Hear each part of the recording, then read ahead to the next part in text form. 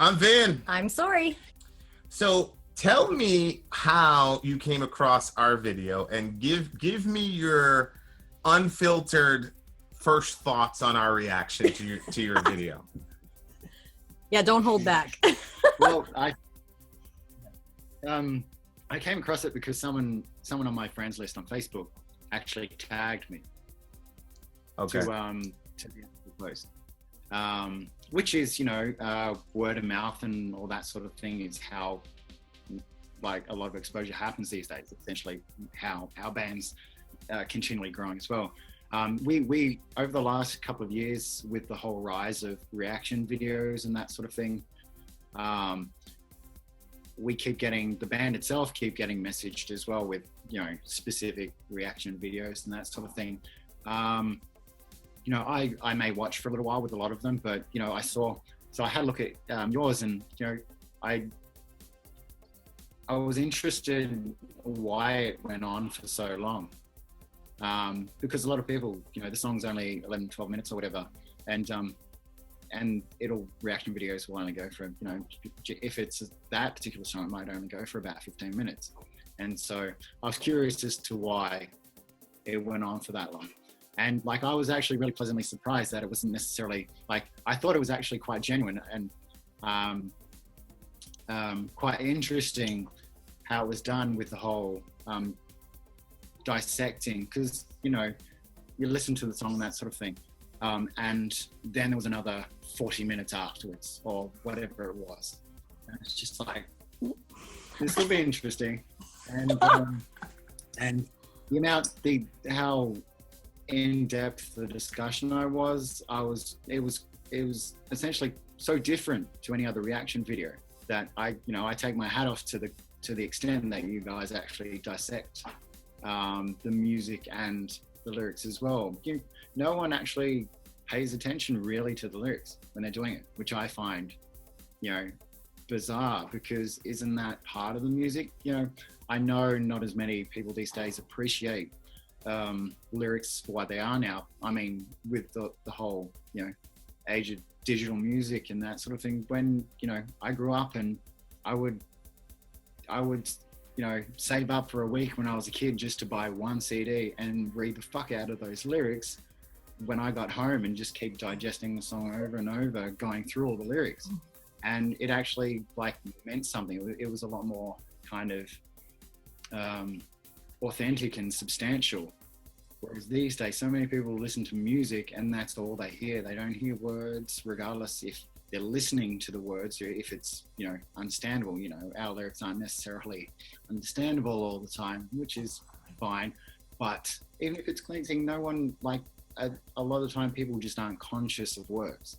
They just hear it and they'll sing along, but they have no understanding of what the person's saying or what it means.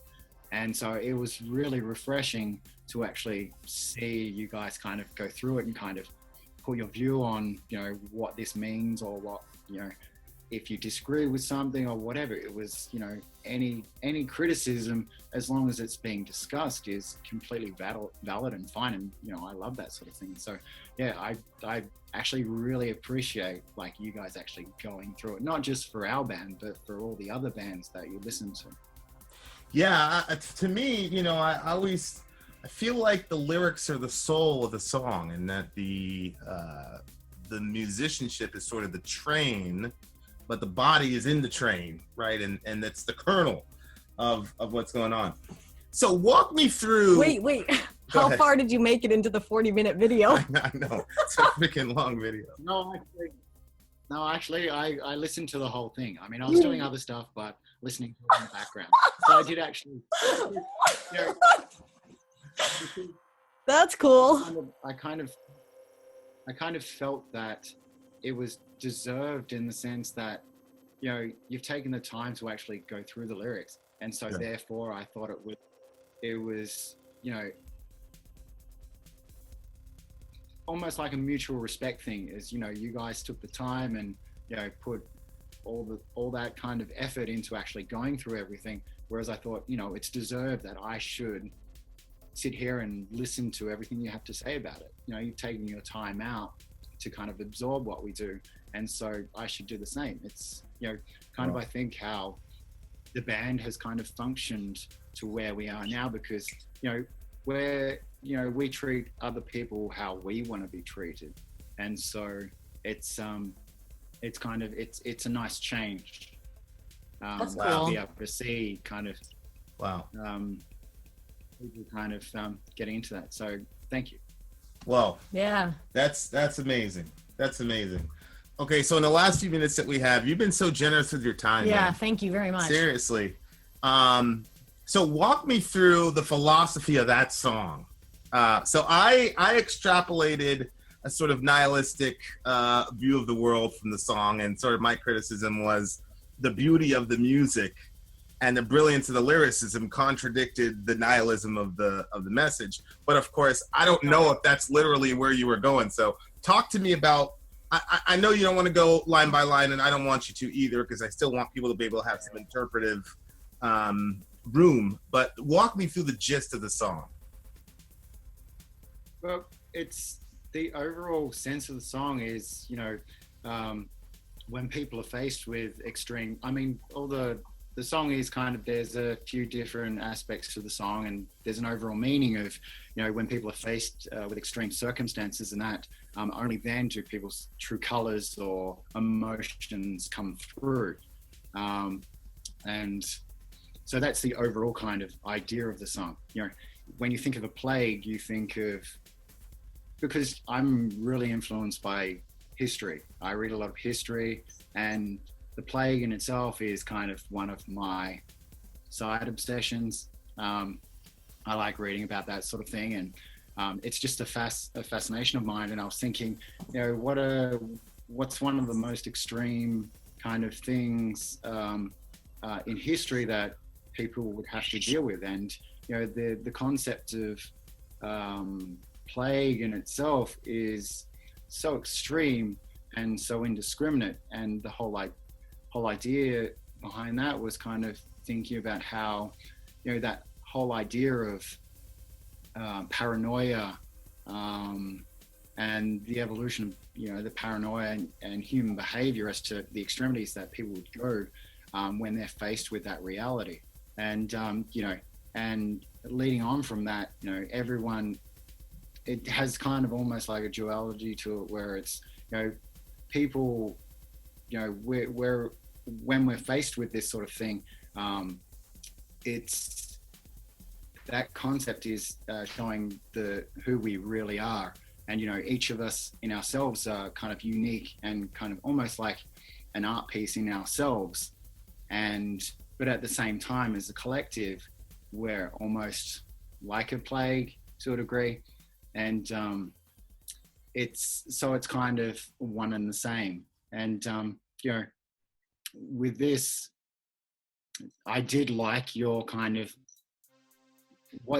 how you described a lot of the lyrics was actually I was quite impressed with how you picked up the certain references and things to do with religion and faith, that sort of thing. So it's kind of it was a lot of people give me kind of breakdowns of what everything means, and sometimes they get pretty close, but a lot of the time they miss a lot of things. So with this, a lot of that, I'll have the overall meaning, but there'll be kind of almost like a story or multiple layers underneath it.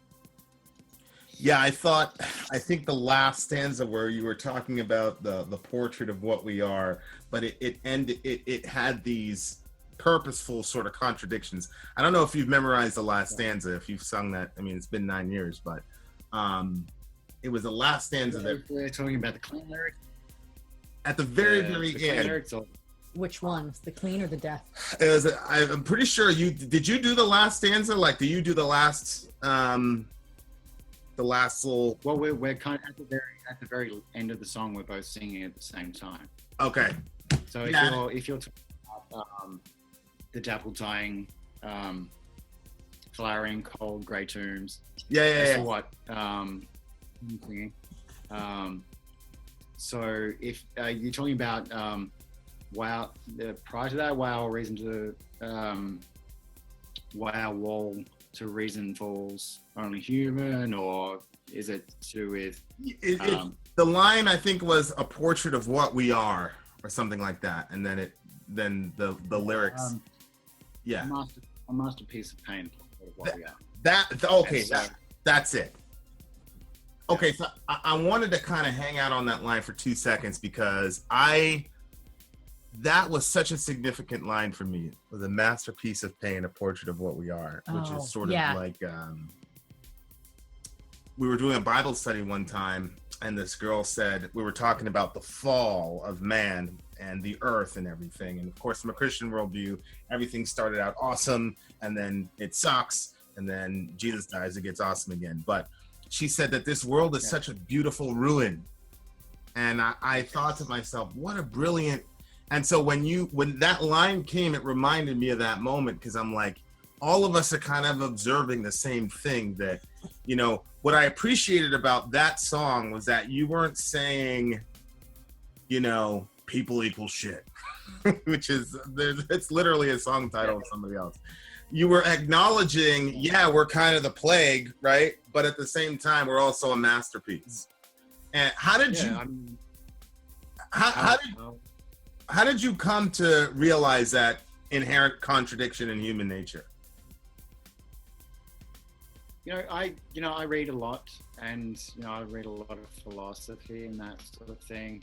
I don't agree with a lot of certain things some philosophers say, but there's a saying that by the philosopher Nietzsche, who says, the world is a beautiful place, but has a disease called man.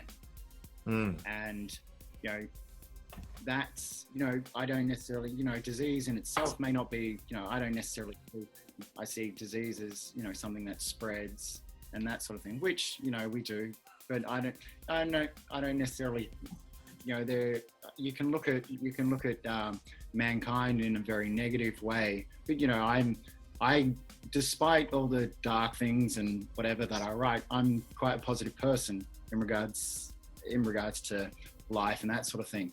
But I like to mention things as almost like looking into the future as to, how, mankind's progressing and that sort of thing. That's where I kind of refer to, each person in themselves is their own person, their own kind of work of art. But, when we get together, a lot of the time we fuck everything up, and, and that it's only, if each individual, if when they have that strong, intense emotion, if they're able to create something positive from that, then, perhaps things for the future may change. And I don't know, it's like sometimes lines come to me that make sense, and it's for me that kind of felt like a good kind of way to round it off, and I guess make people think. A lot of how I write is quite abstract, and there's quite a few things that within it that people probably won't be able to necessarily understand, because it's how I write, and like a lot of it's like quite personal to me, even like references to do with certain art, certain things that I read. It all has some sort of importance to me. But people can ask me about those sorts of things, and I'll explain them. But it's a lot of the time, if a lot of people say, I don't want to explain the lyrics because I want you to make it your own and kind of that to be your experience.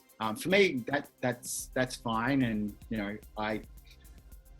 I do get a lot of people trying to interpret what we write, and some of it's quite good, some of it's by the wayside. But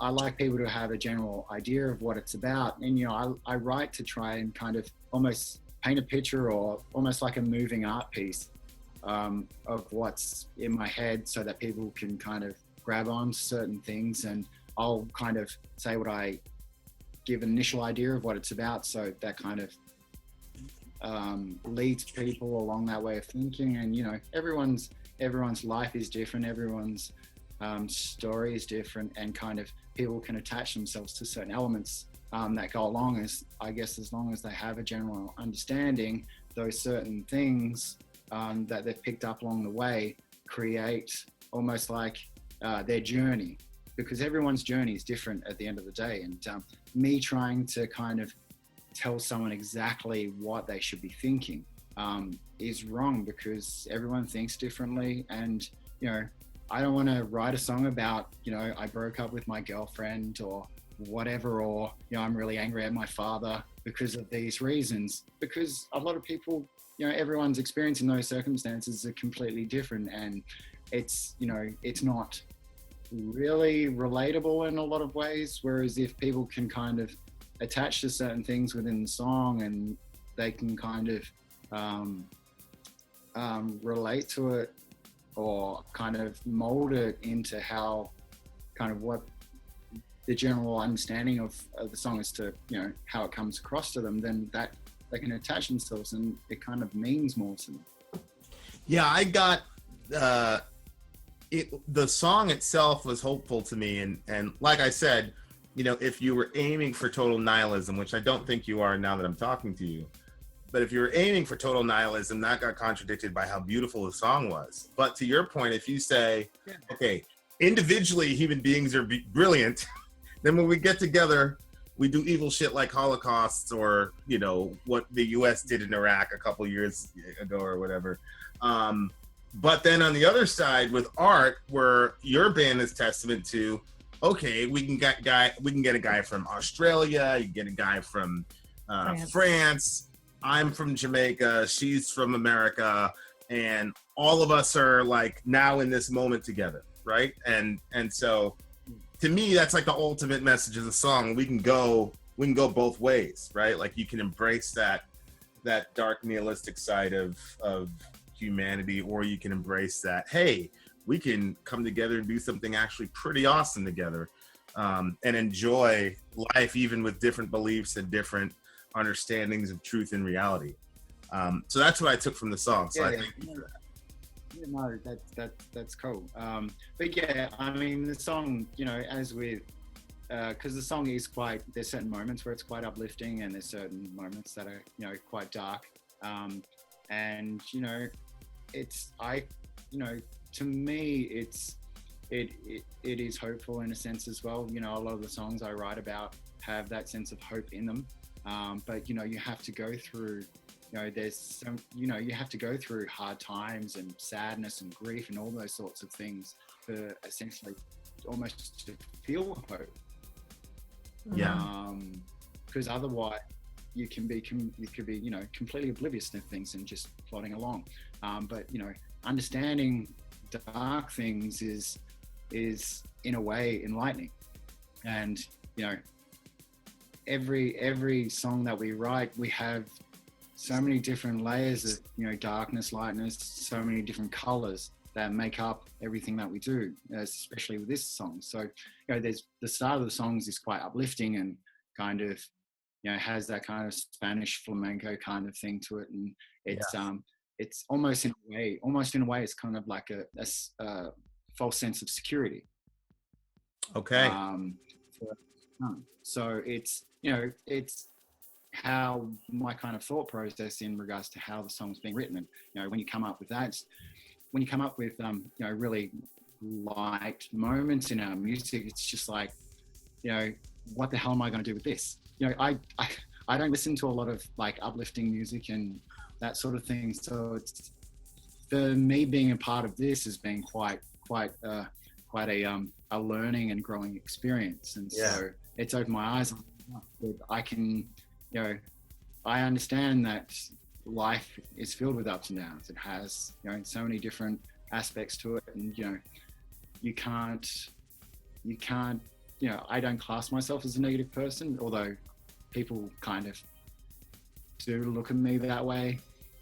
Unless, you know, they talk to me and we kind of go through things, discuss everything. I just find beauty and enlightenment in a lot of dark things, which, you know, don't necessarily have to be negatively dark, but you know, I just find more things in the shadows.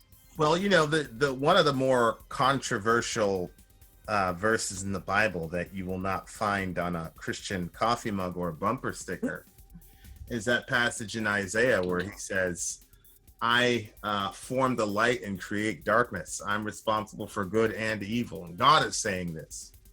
And so the Bible doesn't try to protect us from darkness. It's not like, okay, all the bad is coming from the devil, all the good is coming from God. Like, there are some very real moments of, nope, I did that, deal with it. And you have to kind of, you know, like you were saying, a lot of the, if you're having an authentic experience in life, or however you choose to funnel life through theology or music, you have to deal with the reality that there's darkness in the world, and there's darkness in our lives, and there's darkness internally, and but then there's also hope. And I think what you said, like, you can't understand the value of hope unless you're put in a situation where hope is necessary. Right.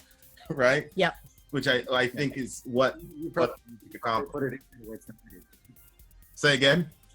You probably put it into better words than I did. Awesome. What a cool interview. Yeah. Well, I have one more question. Who's your favorite band? Emperor. Yeah, like Emperor is probably my all-time favorite band. Very good. How did you know? I do my research. Go ahead. Because, you know, I grew up on, you know, the first sort of bands that I got into originally, you know, I was looking at bands like Metallica, Guns N' Roses, Alice Cooper, or bands like that. And so, you know, I plodded along for a few years listening to that, and then got into, you know, thrash, like, you know, Slayer, and into kind of Carcass, and all kind of death metal bands like Deicide and Cannibal Corpse. I know you've done a review of a Deicide song, and Kill the Christian. It's very uplifting. Burn their churches with fire. Can't imagine when somebody suggested listen to that. Yeah, I don't know how many songs you can write about the same thing, but I listened to, you know, death metal and that sort of thing for, you know, a couple of years, and then I found black metal, and, you know, black metal was like another defining moment in finding that sort of music. Just as to, you know, black metal is still to this day, you know, my favorite genre of music. I listen to everything from classical music to, you know, dark wave, indie music, whatever sounds good, I'll listen to. But black metal is kind of where my heart is, and that's what got me wanting to start a band, essentially. And bands like Emperor, Satyricon, Dissection, bands like kind of sort of second wave kind of black metal is kind of really resounded to me. It was so different, and so, you know, a lot of people look at, you know, there's a lot of, I guess, negativity in, you know, a lot of kind of old black metal with kind of the kind of anti-Christian sort of stuff. But, you know, a lot of black metal has a lot of historical value, and kind of that sort of Norse kind of history and that sort of thing, and which kind of I really attach to. And that's, you know, it's that kind of music, to me, like, a lot of people listen to it as kind of very negative. To me, it just sounds very passionate, and for me, that, you know, that resounded for me, and I just got lost in that. And so Emperor was kind of a defining band for me. You know, they have an album which is one of my favorite albums of all time. It's called Anthems to the Welcome to Dusk. It's just, I don't know, it's otherworldly. It's so layered, so complex, so dark, but at the same time, it's so passionate, and there's so much energy in it. It's really kind of, it really kind of defined, you know, that kind of time in my life. And, you know, other people will listen to it and think, what the fuck is he talking about? But, you know, it's people attached to different things, and, you know, it's, you know, different things in people's lives will make people gravitate to, you know, certain types of music. And Emperor still to this day is, I think, still far superior in my eyes in terms of, overall music as to so many other bands out there. But other people may think it's mud. So when you guys go tour with Emperor, that's going to be the pinnacle of your. Well, look, I mean, Emperor kind of they disbanded years ago. However, they reunited, and they only play big festivals now across Europe, which is kind of really disappointing. However, the singer Isan has his solo project, which if you haven't heard his music, you may want to check out. It's very progressive, so sorry, I might like it. Yeah, they released an album just this year.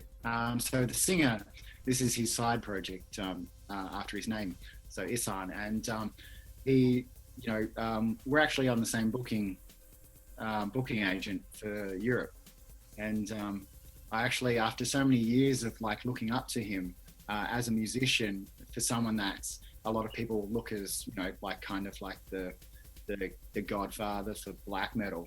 I actually got to meet him a couple of weeks ago, actually, when they toured Australia. And so, if we toured with his solo project, that would probably be the closest we'll ever get to touring with Isan.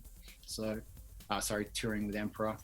And so, they do festivals now, which is kind of disappointing. And, I think their first album was I can't even remember, from early 90s. So they've been around for quite some time. Awesome. Well, Xen, thank you so much, man. I think I initially told him 15 minutes, and it's been an hour. What a disaster. I'm so sorry. For these sorts of things, I don't think there's necessarily a great time limit. So I don't even think you mentioned 15 minutes. So okay, good. I feel better. Yeah. Wow, man, I really appreciate this, man. I know that all of our everybody in our community is going to be really grateful to you for taking this time with us. And I think, that bit where you were talking about how you persevered, through the 9 years, I think I think that's the message we all needed to hear. I think it's a really important message. Yeah, I mean, a lot of people just kind of think that we're a relatively new band because we released our first album in 2012. And so, whereas in reality, we've been working our asses off for 15 years. Yeah. So internationally, we're only just starting to get to build up and that sort of thing. And so a lot of people think, they're a relatively new band, but it's no, we've just been at, in the arse end of the world in Australia, where a lot of people don't necessarily pay attention to. It's unbelievable story, that level of perseverance. We had a number of people that after we did the review on it, they were like, I've never heard of this band, and they were very interested. But now I like them. Yeah, it's unbelievable. We gave you some burn time. I mean, this is the whole thing with, I think, people, musicians and people that love music. I think it's it should be more of a community thing where we help each other grow. And the more people that know about certain music, or certain people that are trying to do something for music, which what you guys are doing, I think it's fantastic. And it can only help kind of a more positive environment for even sort of niche music. And so I think that's it's really good to see that sort of vibe. And I know our fans are very passionate fans. They are. I do apologize, and if there's been people that are a bit over the top, but our fans are really passionate, and they've been really supportive over the years. And I think that's we as we're kind of discussing how we've kind of, I guess, initiated this discussion by talking online. I think we've always had a connection to kind of our fans and people that kind of listen to what we do, because it's just respect towards one another, and it's just creates a positive atmosphere for everyone. And so I think with only that, it can only grow. Awesome. You guys have a Patreon account, and Yes, we do. yeah, I think people don't realize. I was listening in our research. I was listening to, I think, Tim talking about how you were scheduled for a tour. It got slipped out at work. They brought you in and said, "Hey, you're going on tour. Get out. You're fired." Like, these guys have had to do same thing with Tim, right? He was, teaching violin or whatnot. And these guys, Yeah. And so it's awesome. Yeah, I mean, the Patreon thing was, we kind of, it's been going for 2 years now. But it's, I guess, a testament to how passionate and, enthusiastic, and how much our fans believe in what we do. And, it's, at first when we launched that, it was overall kind of quite positive. I mean, but we did have a lot of negative feedback in regards to launching it, because no band had really kind of done this sort of thing. Yeah. But and a lot of people didn't necessarily click to understand the concept. And it's only when you kind of sit back and absorb what is being said. And Tim's, I guess, is in a way the spokesperson for the band. He's very articulate when he said he likes to talk, whereas I leave a lot of that to him, because he's much better and it's not my thing. And if people listen to actually what he said and kind of understand that, then it's not hard to grasp the concept of we want to be able to do this as full-time musicians. We love doing it. We know our fans are passionate about it, but we want to be able to do more for our fans, but we need help in essentially doing that. So it's the whole thing is it's like a modern fan club, as is described as, we give something and we get something back. It's like, and our fans feel more involved in kind of the journey of our band, and they feel a part of it, like they're actually contributing to something positive. Yeah, I think the bigger thing is to empower the artist. I think anytime you get a successful group of people who can generate revenue for a record label, the record label's initial, they don't have any emotional attack. I mean, I don't know specifically about your label, but I mean, this has been something that's been complained about for millennia, as far as the record labels doing whatever for money. So this is a way sort of to take advantage of social media and to take advantage of things like Patreon, empower the artist, so that they've got different streams of income, so that they can focus on the art instead of all the other bullshit that happens when you're working for a record label. And I think right now, because you're not going to say it, I'm going to say it, Neo fans, make sure that you consider, we're going to put the Patreon account in the description after the video, but make sure that you consider this. $1, $2, it really goes a long way. And let's make sure these guys are empowered to do this full time. I mean, they've got families. You're still probably in your 20s, right? Like, that's eventually coming, right? So it sucks to have to do 2 jobs when you're that talented, man. So I knew you weren't going to say that, but I'm going to say it. No, I appreciate that, but yeah, every musician wants to be able to do what they love full time. It's like with musicians or artists and whatnot, to be able to do that full time is would be amazing. And I find it frustrates me where you have so many talented people that can't necessarily do what they love to do, stuck behind a desk or whatever, sapping the life out of them, it's 5 days a week, 9 to 5 or whatever. It's, I did that for so many years, and, every day you would feel like you're not achieving anything because you're not doing what you love. And,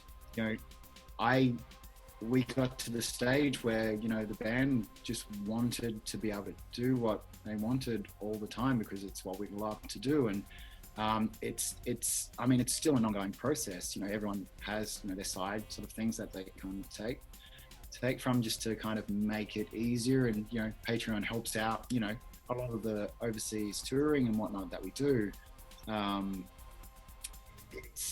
It isn't possible for us to do as much as we have without Patreon. Like, there is no way we'd be able to do that, because, you know, a couple of the guys have families and that sort of thing. And, you know, you're before we've left the country, you know, we're over like $12,000 in debt already. And so, you know, you have that negative starting point every time you leave the country, and it's just like a continual battle. And then at the same time, when you're away for 1 or 2 months, you've still got to consider everything back home. And you know, every dollar or anything that anyone contributes towards the band helps. But, you know, at the same time, we don't want to have to demand money from people. So anybody that actually, you know, listens to our music, we're appreciative of, because, you know, if someone listens to our music and they like it, they'll talk about it, and so it spreads from there. And it's kind of just like an ongoing thing.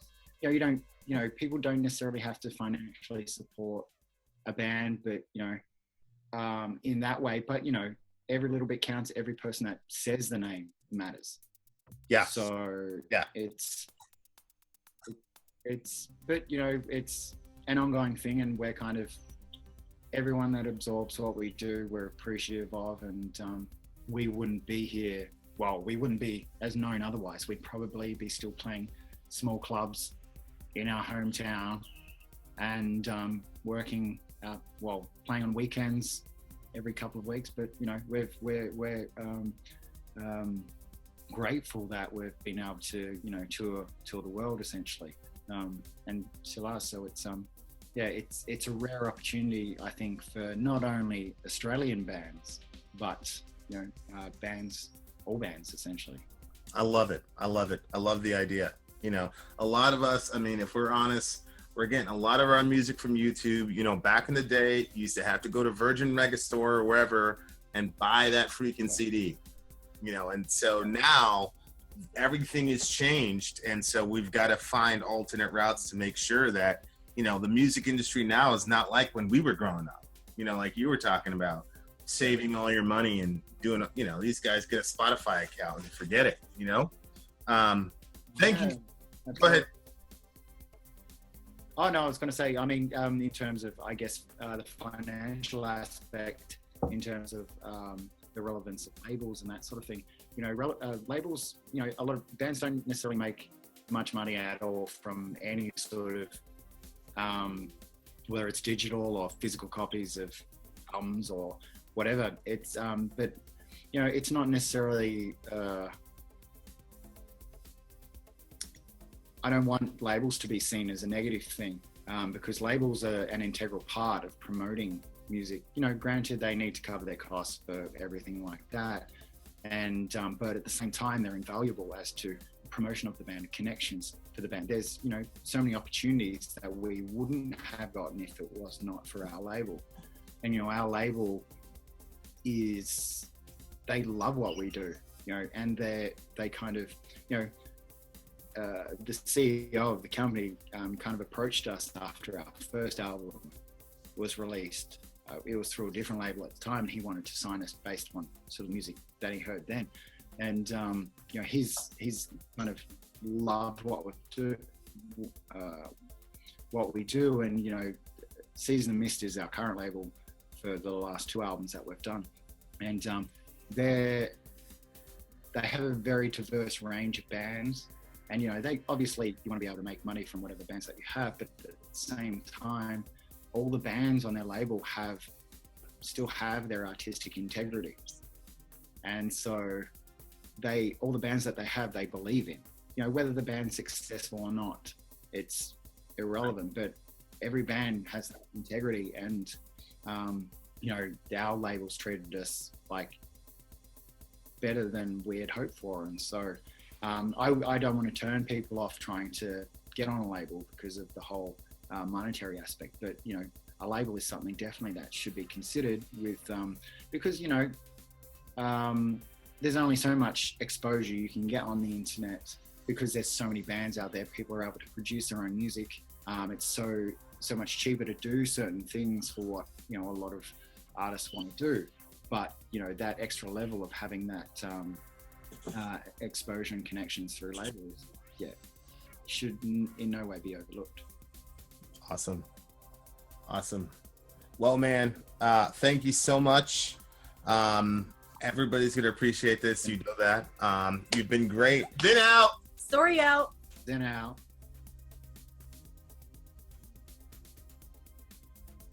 We do get quite a few mixed reactions from people at our shows because the music's quite diverse, and so our fan base is quite broad. And, you know, at our shows we probably have, you know, a high percentage of females as opposed to other metal bands. We have a wider age range as well. And so it's quite interesting to see sort of the fans we pull, and, you know, we do get, you know, a fair few people that do cry. Like, people are reacting to, like, you're only a few meters away from them and you're seeing them reacting to what you guys are doing, and it's such a, I don't know, just another worldly experience for that. I bet. But it means a lot, and you know, it's we get on the most recent tour we did. I got all these letters from people that kind of explained to me what certain songs meant to them, and they gave me their life histories about, you know, how, you know, certain songs have essentially saved their lives and that sort of thing. And it's that whole thing of it. And here I am thinking I'm just a regular guy. We're just guys writing music and just playing music. Awesome. That's cool, man. Thank you so much, dude. I can't tell you how aside from all we got to interview Xen, it was just cool, like, sitting talking to you, man. Yeah. It was just a cool conversation.